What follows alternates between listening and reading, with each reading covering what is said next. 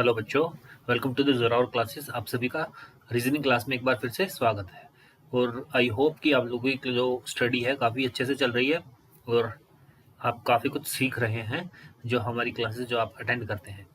अब यही जो है हमारे जो क्वेश्चंस होते हैं, तो आप क्या करना है, आपको जो हम क्लास में जो सोल्व कराते हैं क्वेश्चंस को, आपको साथ साथ कॉपी पेन लेकर के बैठना है और उनको साथ साथ पहले सोल्व करने की कोशिश करनी है कि, और उसमें आपको देखना है कि आपको कितने मार्क्स स्कोर कर रहे हैं और कहाँ पे आपकी गलती हो रही है। जैसे कि 20 क्वेश्चंस की प्रैक्टिस करते हैं तो 20 में से एवरेज कितने मार्क्स आप अटेन कर रहे हैं, आपको मिल रहे हैं। ठीक है, तो ये आपको कोशिश करनी है कि ज़्यादा से ज़्यादा प्रैक्टिस करके जो कहाँ जहाँ पे कमी है उस पे आपको फोकस करना है और वहाँ पे आपको ज़्यादा ध्यान देना है।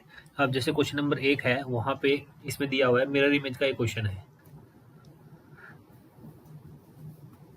अब जो फोटो है ये हमें दे रखी है, तो इसमें क्या करेंगे हम, जो यहाँ पे इसके अंदर एक एरो का निशान है वो लेफ्ट की तरफ है, तो जो मिरर यहाँ पे रखा हुआ है, ठीक है, तो मिरर यहाँ रखा हुआ, तो जो एरो का निशान वो कहाँ हो जाएगा, वो राइट में हो जाएगा। लेफ्ट की तरफ है ना, तो ये हो जाएगा राइट में।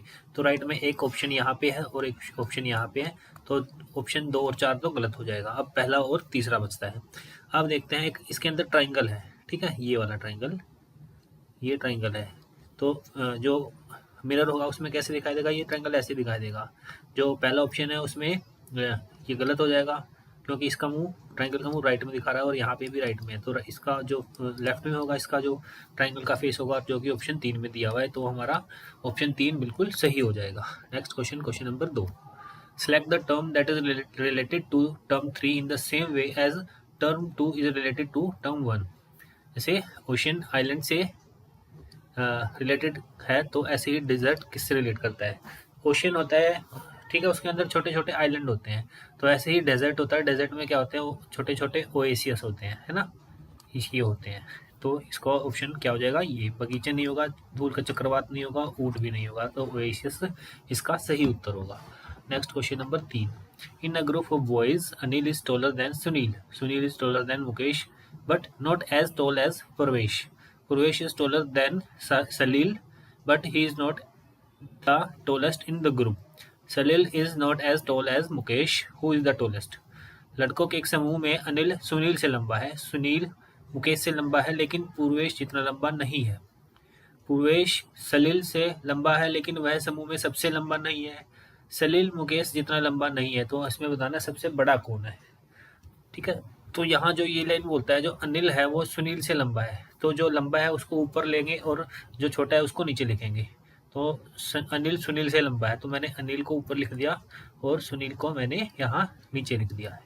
अब सुनील मुकेश से लंबा है, जो सुनील है ये किससे लंबा है, मुकेश से लंबा है, बट परंतु पूर्वेश जितना लंबा नहीं है, यानी कि पूर्वेश सुनील से लंबा हो जाएगा। ठीक है, तो ये क्या हो जाएगा, पूर्वेश सुनील से लंबा हो जाएगा। ठीक है, जो सुनील है वो मुकेश से तो लंबा है, बट पूर्वेश जितना लंबा नहीं है, तो पूर्वेश इससे बड़ा हो जाएगा। अब इन दोनों में नहीं पता कि कौन बड़ा है, आगे देखते हैं। पूर्वेश सुनील सलील से लंबा है, जब पूर्वेश है वो सलील से लंबा है, यानी कि जो पूर्वेश है वो सलील से लंबा, तो सलील इससे नीचे आएगा। अब हमें इनमें भी नहीं पता कि कौन छोटा कौन बड़ा है, तो आगे देखते हैं। लेकिन वह समूह में सबसे लंबा नहीं है, कौन, पूर्वेश। जो पूर्वेश है वो सबसे लंबा नहीं है, तो पूर्वेश से लंबा कौन हो जाएगा, अनिल हो जाएगा, तो ये तो हो जाएगा सबसे लंबा। आगे सलील मुकेश से लंबा नहीं है, जो सलील है ये मुकेश से लंबा नहीं है, तो सलील कहाँ आ जाएगा, सबसे नीचे आ जाएगा, इससे भी नीचे, तो यहाँ नहीं आएगा ना। ठीक है, तो सलील मुकेश जितना लंबा नहीं है, तो सबसे लंबा कौन है, तो सबसे लंबा कौन बचा, अनिल बचा, तो इस क्वेश्चन का आंसर होगा option 1 Anil. Next question number 4। Select the option that will fill in the blank and complete the given series correctly. 153, 136, 118, 99, 79 dash और 36 है। ठीक है, तो इसमें हमें बताना है कि जो फिल द ब्लैंक्स है वो फिल करना है हमारे को। जो ब्लैंक है यहाँ पे क्या करते हैं, इनका डिफरेंस चेक कर लेते हैं। ठीक है, इनका डिफरेंस चेक करते हैं, तो ये इनका डिफरेंस हो जाएगा 36 से 53 पे पहुंचना है, तो 4 40 हो गया, प्लस 10 50 हो गया, प्लस 3 ये हो जाएगा 17, तो इनका डिफरेंस क्या है 17। यहाँ से 18 से 36 पे पहुंचना, तो ये 18 से 36 तो 18 ही होता है, 18 दूनी 36। ठीक है, इनका डिफरेंस कितना हो जाएगा 18 और 1 99 वाला 19। ठीक है, यहाँ पे 20 हो जाएगा। तो ये सीक्वेंस बन रही है, 17 है, 18 है, 19 है, 20 है, तो अगला क्या होगा, 21 होगा। डिफरेंस किन दोनों, इन दोनों का। इन दोनों को ऐड कर देंगे तो माइनस कर देंगे, ठीक है ना। तो माइनस करेंगे तो क्या आएगा, 9 में से 1 गया 8, 7 में से 2 गया 5, जो 58 आएगा यहाँ पे, ठीक है। तो 58 ऑप्शन 3 में हमें दिया हुआ है। तो इन दोनों का डिफरेंस कितना आना चाहिए, 22 आना चाहिए। तो जो कि इनका जो डिफरेंस है वो 22 है, यानी कि 58 हमारा उत्तर सही है। Next question, question number 5। 5 cadets are standing in a straight line facing commander.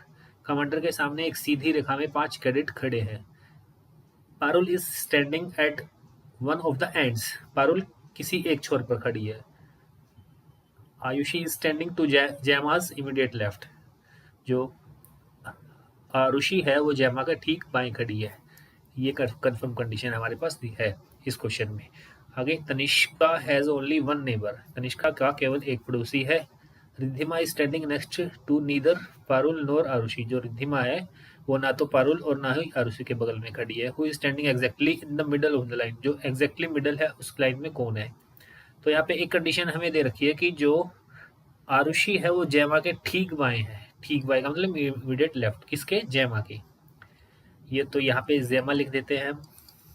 और उसके ठीक लेफ्ट में कौन है, यहाँ पे आरुषि है। अब पहली लाइन में बोलता है जो पारुल है वो बिल्कुल एक एंड पे खड़ी है, तो हम पारुल को यहाँ पे खड़ा कर देते हैं, हो गया। अब ये बोलता है इसके बाद तनिष्का का सिर्फ एक पड़ोसी है। जो तनिष्का है उसका सिर्फ एक पड़ोसी है, यानी कि तनिष्का कहाँ होगी, तनिष्का यहाँ पे होगी लास्ट में 5वें नंबर पर, और उसके बीच में एक जगह और खाली होगी, ठीक है। वो जैमा भी हो सकती है। और आगे देखते हैं क्वेश्चन के अकॉर्डिंग। रिद्धिमा न तो पारुल के और ना ही आरुषि के बगल में है। रिद्धिमा ना यहाँ नहीं आएगी ना, यहाँ नहीं आएगी क्योंकि इन दोनों के बगल में नहीं है। तो रिद्धिमा कहाँ जाएगी, रिद्धिमा आ जाएगी यहाँ पे, ठीक है। अब बताना है बीच में कौन खड़ा है, तो बीच में कौन है, जैमा, जो कि ऑप्शन 3 इसका सही उत्तर हो जाएगा। नेक्स्ट क्वेश्चन, क्वेश्चन नंबर 6 पे आते हैं। Kunal said to Meenal, your husband's father's daughter's only brother is my mother's husband. How is Kunal related to Meenal. Kunal ने मीनल से कहा, तुम्हारे पति के पिता की बेटी का इकलौता भाई मेरी माँ का पति है। तो कुणाल मीनल से कैसे संबंधित है, तो यानी कि कुणाल क्या लगता है। तो यहाँ पे जैसे क्वेश्चन बोलता है उसके अकॉर्डिंग क्वेश्चन को सोल्व करते हैं। तुम्हारे पति, यानी कि कुणाल ने मीनल से कहा, यानी कि किसके पति, मीनल के पति। यहाँ पे क्या है, ये मीनल है और मीनल के पति हो जाएंगे। मीनल के पति का पिता क्या होगा, मीनल के ससुर हो जाएंगे। तो ये फोटो से हम इस क्वेश्चन को सोल्व करने की कोशिश करते हैं। जो मीनल है, यहाँ पे मीनल लिख दिया मैंने। मीनल के पति कौन होगा, मीनल का कोई पति होगा, ठीक है। और उसके पिता, उसका पिता कौन होगा, ये इसका पिता मैंने बना दिया, एक जनरेशन ऊपर आ जाएगा। और पिता की बेटी कौन होगी, पिता की बेटी क्या होगी, इसकी बहन हो जाएगी, ठीक है। ये आपस में भाई बहन हो जाएंगे और ये क्या हो जाएगी, ननंद, ठीक है। ये ननंद हो जाएगी। अब बेटी का इकलौता भाई कौन है, यही है, इसका पति ही है, ठीक है। मेरी माँ के का पति है, किसकी माँ का, कुणाल की माँ के, कुणाल की माँ का पति है, यानी कि ये किसका पति है, मीनल का पति है। और ये कुणाल की माँ कौन है, मीनल का पति कौन है, यही है, ठीक है। तो ये कुणाल क्या हो जाएगा, इसका बेटा हो जाएगा। तो इसमें पूछा है कुणाल कौन है, कुणाल सन हो जाएगा इस क्वेश्चन में। नेक्स्ट क्वेश्चन, क्वेश्चन नंबर 6 के बाद क्वेश्चन नंबर 7। ये क्वेश्चन नंबर 6 था, अच्छा क्वेश्चन था, थोड़ा सा ट्रिकी है बट ठीक है, आसान है। नेक्स्ट 7 नंबर स्टेटमेंट कंक्लूजन से है। यहाँ इनकी नंबरिंग कर लेते हैं। मैं आपको बता देता हूँ, जहाँ पे ओल आता है स्टेटमेंट जब स्टार्ट होती है, तो उसके लिए 2 एलिमेंट होते हैं सभी में। पहले एलिमेंट के लिए 100 यूज़ करते हैं, सेकंड के लिए 50 यूज़ करते हैं। जहाँ पे सम से स्टेटमेंट स्टार्ट होती है तो सम वाले में 50-50 यूज़ करते हैं। जहाँ नो से स्टार्ट होती है वहाँ पे 100 और 100 यूज़ करते हैं दोनों एलिमेंट्स के लिए। और जहाँ पे सम नोट यूज़ करते हैं तो सम के लिए 50 और नोट के लिए हम 100 यूज़ करते हैं। तो यहाँ पे इनकी वैल्यू पुट करते हैं। ओल क्या है, ओल है तो यहाँ पे 100 फर्स्ट एलिमेंट के लिए और सेकंड एलिमेंट के लिए 50, जैसे कि मैंने आपको यहाँ ये बताया है। अब नो है, नो के लिए मैंने बताया था 100, तो यहाँ पे नो के लिए यहाँ पे भी 100 और यहाँ पे भी 100, ठीक है। अब क्या करते हैं, दूसरी कंडीशन देखते हैं हम, इसमें इनमें रिलेशनशिप बन रहा है कि नहीं बन रहा है। रिलेशनशिप बनने की क्या कंडीशन होती है, जो 2 स्टेटमेंट है, एक ये वाली और एक ये वाली, इसमें जो कॉमन होता है, जैसे बर्ड कॉमन है दोनों में, तो इसमें किसी एक की वैल्यू 100 होनी चाहिए, तो 100 है तो यानी कि ये रिलेशन बन रहा है दोनों में, हम ऊपर से नीचे जा सकते हैं। अब ये पॉजिटिव स्टेटमेंट है, ये नेगेटिव स्टेटमेंट है, तो इसका आंसर क्या आना चाहिए? नेगेटिव आना चाहिए। ठीक है, अब आते हैं कंक्लूजन पे, इनकी वैल्यू पुट करते हैं। सम के लिए मैंने 50-50 बताया था, और यहाँ 100 के लिए, नो के लिए 100 और 100 बताया था। अब ट्री और बग देखते हैं। ट्री कहाँ है? नीचे स्टेटमेंट के हिसाब से, और बग कहाँ है? ऊपर। तो रिलेशनशिप तो बन रहा है, बट आंसर क्या आना चाहिए? नेगेटिव आना चाहिए। बट ये क्या है? स्टेटमेंट पॉजिटिव, तो ये वजह हो जाएगा गलत। अब आते हैं नेक्स्ट पे, ये नो ट्री इज बग, इनकी वैल्यू, ट्री की वैल्यू 100 है, ऊपर ट्री की वैल्यू कितनी है? 100 है, मैच कर रही है। ठीक है, बग की वैल्यू यहाँ पे 100 है और ऊपर क्या है? 100 है, तो ये भी मैच कर रही है, तो ये हमारा ठीक हो जाएगा। तो इसके हिसाब से ऑप्शन 2 फॉलो करता है, यानी कि कंक्लूजन 2 फॉलोज, तो इसको आंसर हो जाएगा option 1। Next question, question number 8। ये भी स्टेटमेंट और कंक्लूजन से है, इनकी भी वैल्यू पुट करते हैं। 100 के लिए मैंने बताया, ऑल के लिए मैंने बताया था 100 और 50, और सम के लिए मैंने 50 और 50 बताया था। ठीक है, दोनों स्टेटमेंट पॉजिटिव है, आंसर हमेशा पॉजिटिव में आएगा, यानी कि कंक्लूजन भी दोनों पॉजिटिव में ही दे रखे हैं, कोई दिक्कत नहीं है। ये वैल्यू क्या है? 50-50, और ये वैल्यू भी 50-50 है। अब रिलेशनशिप देखना है दोनों में, यहाँ पे कार है और यहाँ पे भी कार है, कॉमन कार है, बट किसी एक की वैल्यू 100 होनी चाहिए, बट इनमें वैल्यू किसी की भी 100 नहीं है, तो ये हम ऊपर से नीचे नहीं जा सकते, रिलेशनशिप नहीं बन रहा है। अब चेक करते हैं ऑप्शन, यहाँ कार और वैन, कार और वैन कहाँ पे है? यहाँ पे है। ठीक है, वैन और कार एक ही स्टेटमेंट में आ रहे हैं ना दोनों एलिमेंट, तो इनकी वैल्यू चेक करते हैं। कार की वैल्यू क्या है? 50, ऊपर भी 50 है, और वैन की वैल्यू 50 है, ऊपर 100 है। ठीक है, तो ये ज़्यादा है, तो इसका मतलब ये ठीक हो जाएगा, कम नहीं होनी चाहिए। स्टेटमेंट में हमेशा जो वैल्यू होती है वो कंक्लूजन की वैल्यू से हमेशा ज़्यादा होनी चाहिए। पहला ऑप्शन ठीक। Next, some bikes are car, यहाँ पे 50-50 दोनों की वैल्यू है, तो यहाँ पे बाइक और यहाँ पे क्या है? कार, तो ये दोनों भी मैच कर रही हैं, तो ये वाला भी हमारा ठीक हो जाएगा। तो इसमें बोथ कंक्लूजन फॉलो आता है, तो ये इसका आंसर होगा option 4। Next question, question number 9 पे आते हैं। There are 5 employees in a business firm. The sum of their present age is 165 years. A new employee joins the firm and the average age of all the employees comes down by 1 year. How old is the new employee? एक व्यावसायिक firm में 5 कर्मचारी हैं, ठीक है, उनकी वर्तमान आयु का योग क्या है? 165 है, 165 साल है। अगर सबकी उम्र पांचों की, अगर हम उम्र का जो जोड़ करते हैं, योग करते हैं, वो 165 साल है। एक नया कर्मचारी फर्म में शामिल होता है, एक नया कर्मचारी आता है और सभी कर्मचारियों की औसत 1 वर्ष कम हो जाती है, यानी कि जो कर्मचारी आया है उसकी जो औसत आयु है वो औसत आयु से कम होगी, कम उम्र का होगा वो। ठीक है, तभी तो कम हुई है एवरेज जो आयु है उनकी 1 साल। तो यानी कि यहाँ पे एक बार उनकी जो 5 कर्मचारी हैं उनकी निकाल देते हैं, उनका टोटल योग क्या है? 165 है, तो हम 165 को 5 से भाग करते हैं, तो 5 दिए 15 और 5 दिए 15, यानी कि 33 साल। ये क्या है? 5 आदमियों की एवरेज है। ठीक है, 5 आदमियों की एवरेज क्या है? यानी कि पांचों के पांचों 33 साल के हैं। अगर हम एवरेज देखते हैं तो पांचों के पांचों क्या है? 33 साल के हैं, यानी कि 5 को 33 से गुना करेंगे तो हमारा 165 आ रहा है। ठीक है, अब ये बोल रहा है कि 6 आदमी हो जाते हैं और एवरेज 1 साल कम हो जाती है। एवरेज पहले 33 थी, अब कितनी हो जाएगी? 32 हो जाएगी। तो इसको इससे गुना करेंगे तो 6 आदमियों की टोटल उम्र निकल जाएगी, तो 6 दूनी 12 और 6 ती 18 और 1 19, यानी कि 192 साल क्या है? 6 आदमियों की एज है, और 5 आदमियों की कितनी है? 165 है। तो अब हम 6 में से 5 घटा देंगे, यानी कि 192 में से 165 माइनस कर देंगे, तो जो नया आदमी है उसकी हमारे को एज पता लग जाएगी कि उसकी एज कितनी है। तो घटाते हैं एक बार इसको, 12 में से 5 गया 7, और ये 8 में से 2 गया 6 गया 2, 12 में से 5 गया 7, तो ये 27 साल का हो जाएगा। ठीक है, तो जो नया आदमी है वो कितने साल का है? 27 ईयर ओल्ड। ठीक है, हमने क्या करा? हमने 165 को 5 से भाग कर दिया, 165 को 5 से भाग कर दिया तो 33 एवरेज निकल गई 5 आदमियों की। अब जो छठा आदमी 6 आदमियों की एवरेज कितनी हो गई? 32 होगी, एक कम हो गई, तो इनका टोटल निकालेंगे तो इनका टोटल हो जाएगा 192।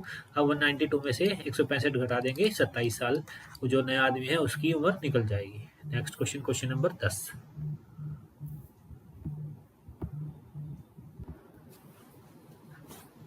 इस क्वेश्चन में select the figure that is different from the other 3। तो A B C D 4 photo दे रखी हैं, इसमें हमें बताना है कि कौन सी फोटो जो है डिफरेंट है। तो यहाँ पे सर्कल है, सर्कल है, सर्कल है, सर्कल है। देखो डी है, जो डी में यहाँ पे लाइन नहीं दे रखी, और जो ऑप्शन है उनमें सभी में लाइन है, तो ये हमारा डिफरेंट हो जाएगा। नेक्स्ट क्वेश्चन नंबर 11 पे आते हैं। Multiply is interchange with divide and minus interchange with plus. ठीक है, जो गुना है उसको भाग से इंटरचेंज करते हैं और माइनस को प्लस से इंटरचेंज करते हैं, तो what will be the value of the expression below. तो यहाँ पे 135 है, यहाँ पे क्या है गुना है, तो यहाँ पे हम क्या कर देंगे, भाग कर देंगे 3। ठीक है, अगर जब भाग उसकी जगह गुना कर देंगे, यहाँ माइनस की जगह प्लस हो जाएगा, प्लस की जगह माइनस हो गया। अब हम इसको सोल्व करना है और आंसर बताना है। तो इसको भाग को गुना में निकालेंगे तो ये नीचे आ जाता है, और गुना 3 जमा 5 घटा 1। ठीक है, ये तो 1 हो ही जाएगा। इसको काटते हैं तो 3 चौके 12, 3 पंजे 15, 45 गुना 9 करते हैं तो 9 पंजे 45, 4 कैरी करेंगे, 9 पंजे 45, 9 चौक 36 और 4 4 40 हो जाएगा। और ये इनको सोल्व करेंगे तो यहाँ पे 1 आ जाएगा, तो 405 और 1 406 इसका उत्तर होगा, जो कि ऑप्शन में नहीं दिया हुआ है। तो इसका सही उत्तर होगा 406। ठीक है, next question number 12। In the figure given below the triangle represents women. जो ट्राइंगल है वुमेन को रिप्रेजेंट करता है, रेक्टेंगल है एलोपैथिक डॉक्टर को रिप्रेजेंट करता है, सर्कल रिप्रेजेंट करता है प्राइवेट मेडिकल प्रैक्टिशनर को। Select the letter that represents non allopathic private medical practitioner who are not women, जो कि वुमेन नहीं है।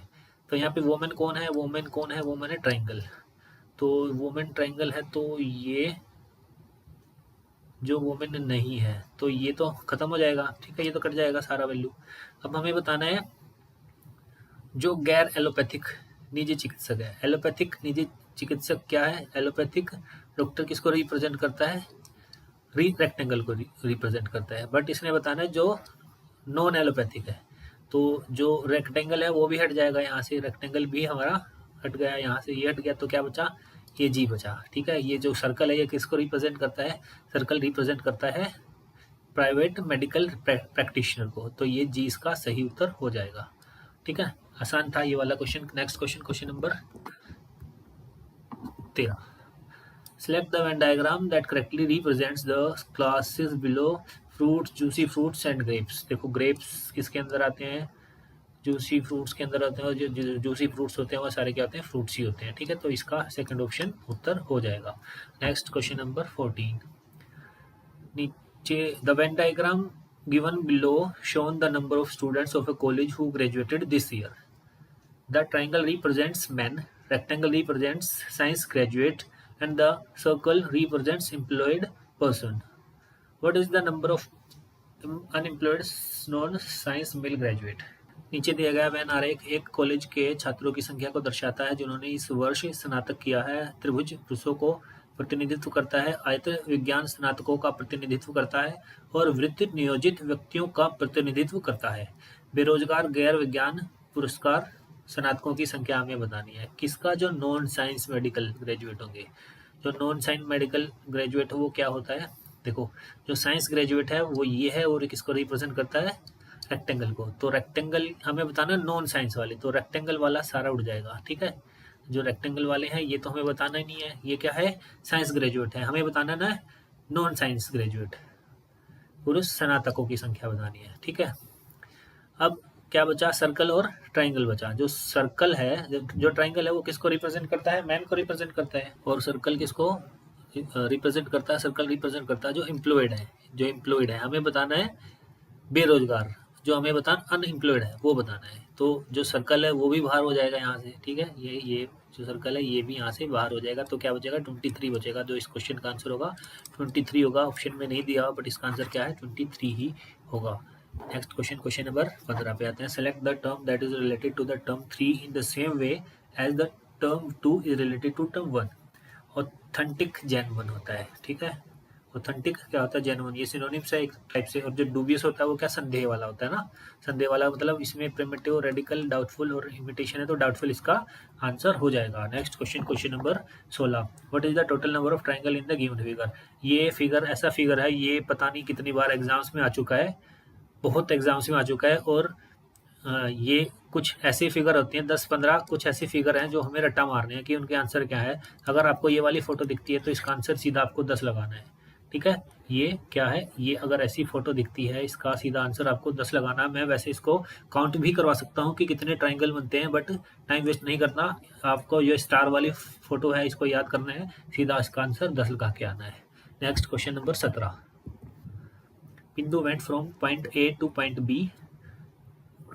First, she went 300 meters towards west, then she went 500 after turning towards left. From there, she turned right and went 200 meters to reach point B. To which direction is A located with respect to point B? बिंदु A से बिंदु B तक जाती है। पहले वह 300 metre पश्चिम की ओर जाती है, फिर वह बाईं ओर मुड़कर 500 मीटर चली, वहां से वह दाएं मुड़ी और 200 मीटर चलकर बिंदु B तक पहुंची। बिंदु B के संदर्भ में बिंदु A किस दिशा में स्थित है? क्वेश्चन के अकॉर्डिंग सोल्व करते हैं। जो A से B तक जाती है, ठीक है, पहले वो क्या करती है, 300 मीटर वेस्ट में जाती है, ठीक है। ये आप लोगों को इनकी सबकी नॉलेज होगी, नॉर्थ साउथ ईस्ट और ये वेस्ट हमारी डायरेक्शंस होती हैं। क्या करता है, ये यहाँ से चलता है, बिंदुओं से A से चलता है और 300 मीटर वेस्ट में जाता है। ये 300 मीटर वेस्ट में आ गया, ठीक है। यहाँ पे 300 मीटर के डिस्टेंस ने कवर करिए, फिर वो बाई लेफ्ट में टर्न करता है, लेफ्ट में टर्न करता है, कितना चलता है, 500 मीटर चलता है। उसके बाद वह फिर दाईं ओर मुड़ता है, दायां कहाँ हो जाएगा इसका, ये यहाँ हो जाएगा, और ये 200 मीटर चलता है, पहुंच गया यहाँ पे। ये क्या है, बिंदु बी पे पहुंच गया। अब ये बोलता है बिंदु बी के संदर्भ में, यानी कि यहाँ से हमें बताना है कि ये किस दिशा में है, ये इस दिशा में है, ये तो नॉर्थ हो जाएगा और ये क्या हो जाएगा, ईस्ट हो जाएगा। तो नॉर्थ ईस्ट इस क्वेश्चन का आंसर होगा option 3। Showing a photograph of a girl. The girl is my mother's father's-in-law's only grandson daughter. How is the girl in the photograph related to Mukesh? एक लड़की का फोटो दिखाते हुए, यह लड़की मेरी सास के ससुर के इकलौते पोते की पोती बेटी है। तो फोटो में दिख रही लड़की का मुकेश से क्या संबंध है, ये हमें बताना है। तो एक लड़की का फोटो दिखा रहा है और ये कह रहा है कि यह लड़की, ये 1 मिनट, क्वेश्चन में यहाँ पे मुकेश है, यहाँ पे क्या है, मुकेश दिखाते हुए कौन कहता है, मुकेश सैड, ठीक है, बोलता है। मुकेश ने कहा, क्या कहा, यह लड़की, कौन जिसका फोटो दिखा रहा है, क्या है, मेरी सास, इसकी सास यानी कि मुकेश हो जाएगा, और मुकेश की पत्नी होगी, और पत्नी की जो मदर होती है वो उसकी सास हो जाएगी, ठीक है। सास के ससुर यानी कि इसका जो पति होगा, इसका जो पति होगा उसका पिता, ठीक है, ये इसका ससुर हो जाएगा। सास ये है सास, और सास का ससुर क्या हो जाएगा, ये हो जाएगा सास का ससुर के इकलौते पोते। इकलौता पोता का मतलब इसका बेटा, ठीक है, और बेटे का भी बेटा होगा, यानी कि ये कौन हो जाएगा, मुकेश का साला हो जाएगा, ये हो जाएगा मुकेश का साला। उस साले की बेटी हो जाएगी, यानी कि इसकी बेटी हो जाएगी। तो ये बताना है कि जो लड़की कौन है, लड़की कौन है, लड़की मुकेश की क्या लगेगी, लड़की का मुकेश से क्या संबंध है, तो लड़की है नीस, नीस बन जाएगी, ठीक है। ये इसका फूफा लगेगा और ये इसकी नीस हो जाएगी, ठीक। Next question, question number 19। Shakeel bought some shirts and trousers. 5 trousers cost the same as 7 shirts. If 4 trousers cost 4200, what is the amount spent by Shakil on buying 5 shirts and 3 trousers? Shakeel ने कुछ कमीजें और पतलूनें खरीदी, 5 पतलूनें, 7 की कीमत 7 कमीजों के बराबर है। यदि 7 पतलून की कीमत 4200 रुपये है, 4 पतलून की कीमत 4200 रुपये है, तो शकील ने 5 कमीज और 3 पतलून कितने में खरीदी। देखो हमें ये बताना है, 5 शर्ट प्लस 3 ट्राउजर्स, ये हमें बताना है कि ये कितने रुपए में खरीदी थी।